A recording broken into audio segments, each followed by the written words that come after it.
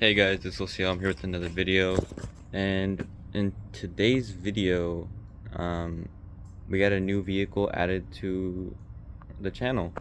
We still got the Charger. We didn't give up a vehicle, but we are adding a new vehicle, as you can tell by the title. So a little bit of a backstory. I'm not sure if I've shown this vehicle on the channel at all. But maybe I have once in a while, just in the background. But I finally bought my dad's Jeep Grand Cherokee.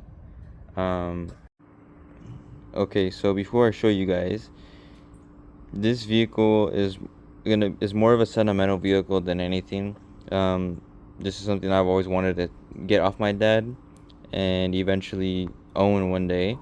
He's had it throughout all of my high school years, and it's a vehicle that many of my friends know because my dad's always driven this vehicle, and I'm like grateful to be able to finally own it and be able to look after it and always have something that's going to be remembering of my dad. Obviously, he's not passed away or anything like that, but long run, future years, for years to come, I'm always going to have something of him, and it's going to be this vehicle.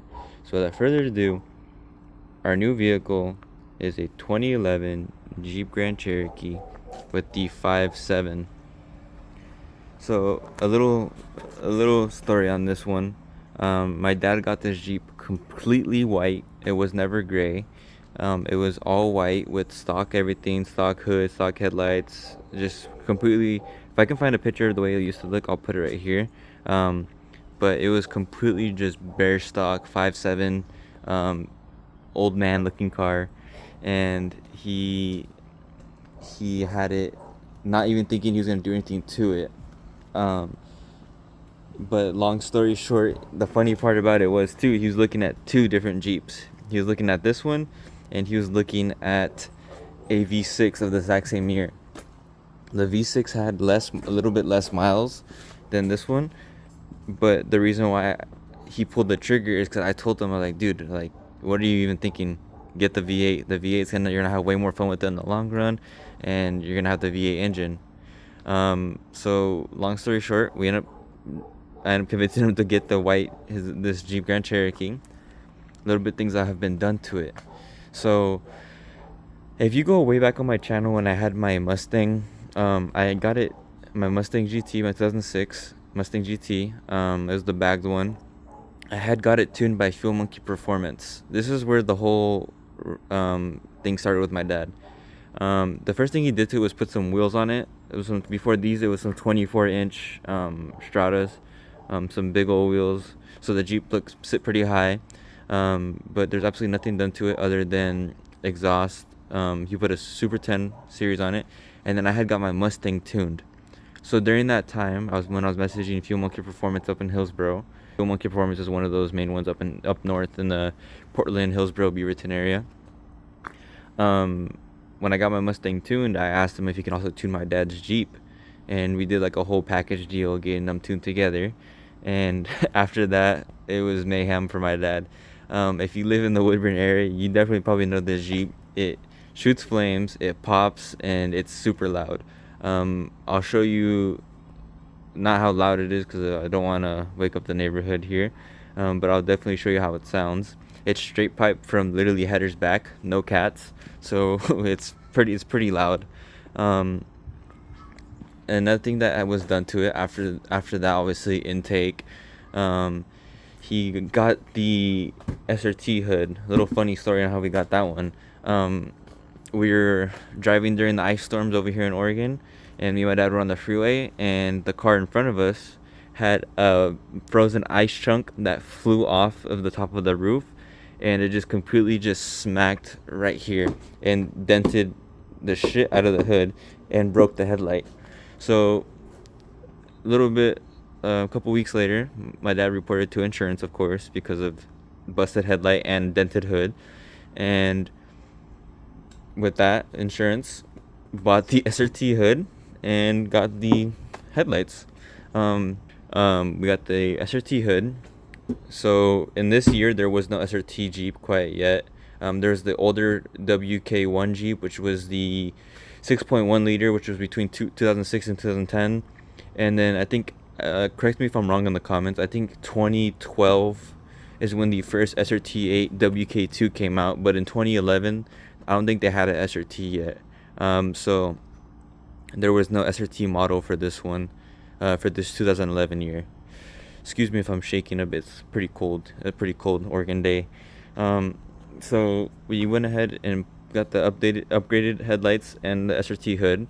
And to also add on to this, so before my dad had some 24-inch Stratas, he was scrolling through Marketplace just like his son one day and came across these SRT. I'm assuming they're reps because if I know SRT wheels never came in 22s.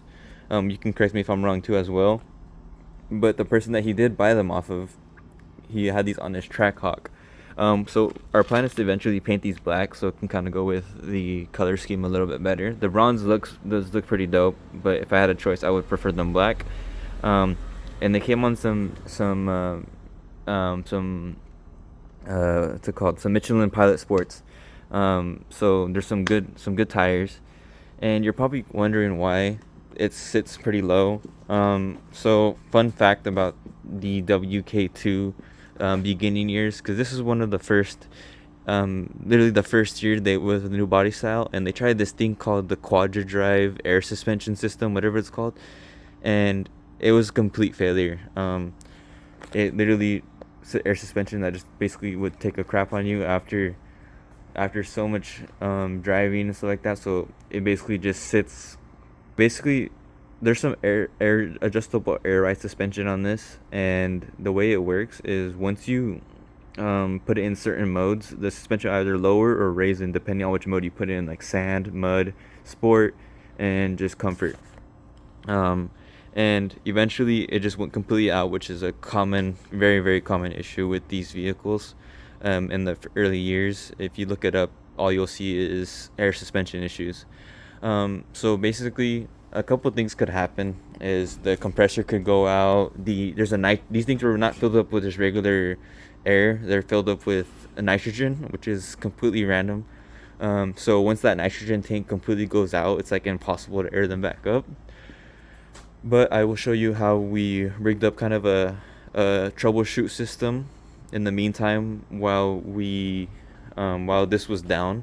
My dad actually took it to one of his buddy's shops, and he just rigged up a manual like bezel thing right here to just manually air up every single one of the corners.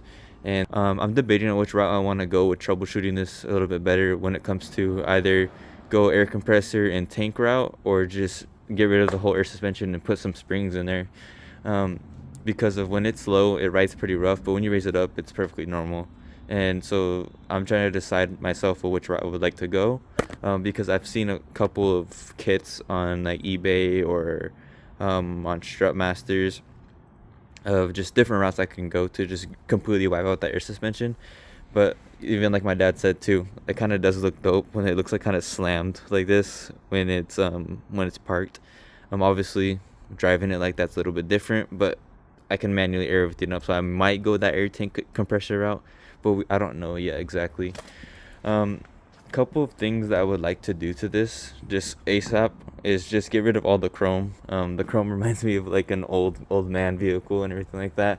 Something that my dad definitely procrastinated to do when it came to changing the look of it a bit. And the paint job is something else that he did. Obviously, like I stated before, this was a white Jeep originally. My dad, funny story again, my dad actually took I think it was like a 16-hour drive to Tijuana to get like a $800 paint job. Went across the border, spent like 3 nights in a hotel, got it painted, took it right back across the border, and came all the way back home. And so this thing is completely painted. This is not a wrap. I've gotten that question many times before. It is painted. You're probably asking yourselves, why was it so cheap? Well, there was no door jambs that were painted as well. So these are definitely not painted, of course, as you can see. But when you have the door closed, you won't even acknowledge that or notice that, and it doesn't bother me, and it never bothered my dad. So the plan is to eventually possibly wrap it, or depending on how expensive the paint route is. I would love for this to match the Charger, which is not here right now because my wife is currently driving it. To match the Charger, and because I would love to have all red cars, and that's like always been a dream of mine. And so maybe possibly wrap this red, get those wheels black. That's something we're gonna do here soon. And let's go ahead and show under the hood. So there's not really much done to it. Same case, like the Charger. That's the kind of cool thing about the Charger and this one. They share the exact motors. Let me go ahead and open this. They share the exact same motors. So everything that I'm gonna be buying for the Charger, I'm gonna be buying for this as well. So they're gonna be equally as powerful. As you can see, there's a high ram intake on here. Brand is unknown. This was another marketplace find by my dad.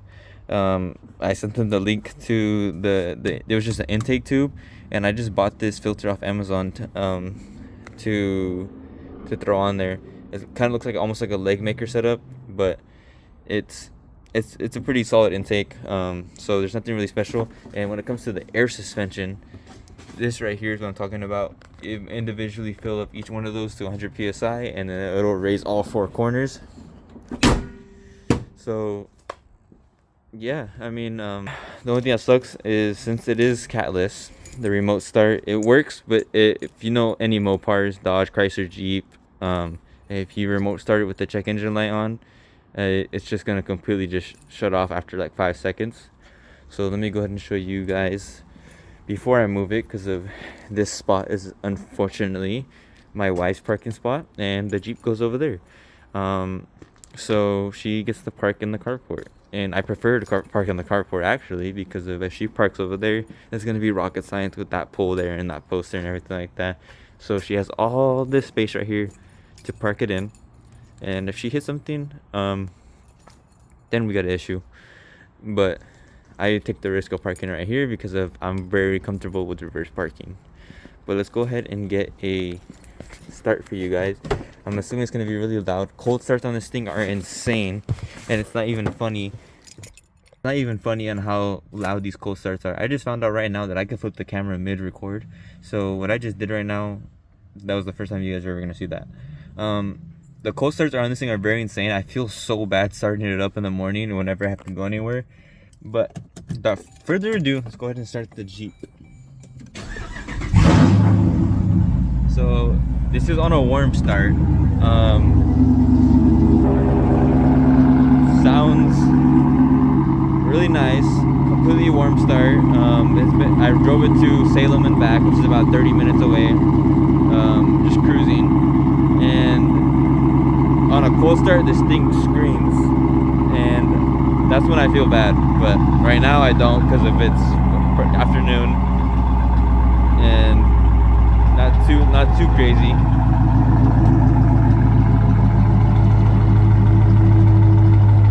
We're definitely gonna black this out here soon. I have the taillight wrap already to wrap these. I'm debating either to just paint this or wrap it. I'm gonna talk to my homie to see which one we have in stock for the wraps. But we'll just see how that goes. And I want to get rid of all of this as well. Everything you see here. Oh, we put our tablet in as well. So the stereo on this is kind of outdated.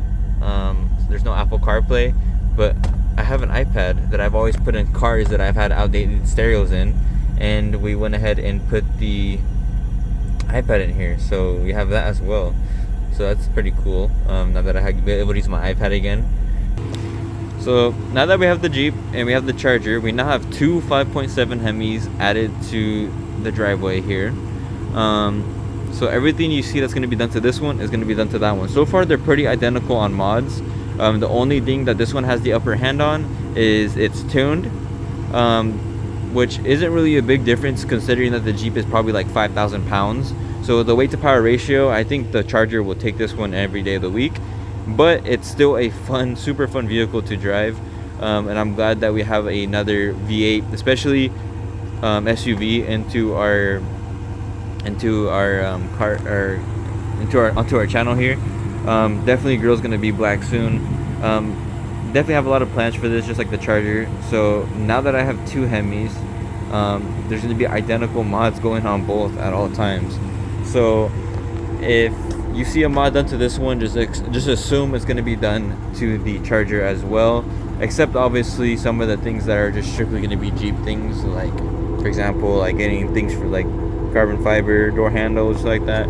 Obviously, I'm not gonna get that for the Charger, but there's little things over here and there. I'm definitely gonna go darker on the windows. You can see from both ends on my Charger. You can't even see in or out. Well, you can see out kind of, but in. We're definitely gonna tint these windows darker, and just that does not say hatted. That says hated. My dad got that license plate for the Jeep because of when this thing pops, bangs, and does all the above. People hate it. People hate it, and it's annoying to a lot of people. But my dad is the type to not give a fuck about whatever anybody says. He'll honestly, if you hate it, he'll go right next to you and rev it just to piss you off. That's the thing. That's the cool thing about my dad, is that he really doesn't care about anybody thinks or says. So if it's always gonna be hated. I mean, I'm glad to finally have the Jeep in my driveway. I didn't after talking with my dad so long about it and trying to get it over here, we finally came to an agreement on something, and I finally have it in my driveway, and I own his Jeep. It's a super cool thing. I'm pretty sure a lot of you will understand one day if you have something that you can keep of your dad's, and especially if it's a vehicle. If you see somebody else, if I were to see somebody else driving this vehicle, I don't know how I would react. I'm not sure I would really be the most excited about it, but knowing that I'm gonna be able to keep it and it's gonna stay in the family, and potentially my kids will be able to drive it one day, it's gonna be like the best feeling ever. Especially not just any ordinary Jeep. This thing's gonna be a beast eventually. It already is a beast, and the things that are all done to it, I'm grateful that my dad has a love for cars like I do, and I couldn't ask for a better car to get passed down to me, especially. And we have the Jeep added to the family now. Let me know what you guys want to see with this video. Eventually I'll show you guys how it sounds when it's driving. It's literally insane. There is so much drone inside of the cabin that it makes your ears like it's a little too loud. And I usually not the one to say that. I'm usually the one to, like on my Cresta 300 and my SRT8 that I used to have, straight pipe from I had long tube header straight pipe all the way back, and it wasn't loud for me. But this Jeep, man, I don't know why it's insanely loud. It just looks badass. Forget to leave a like, subscribe if you're new. Don't forget to comment down below what you guys think of the Jeep, and I'll see you guys in the next video. Peace.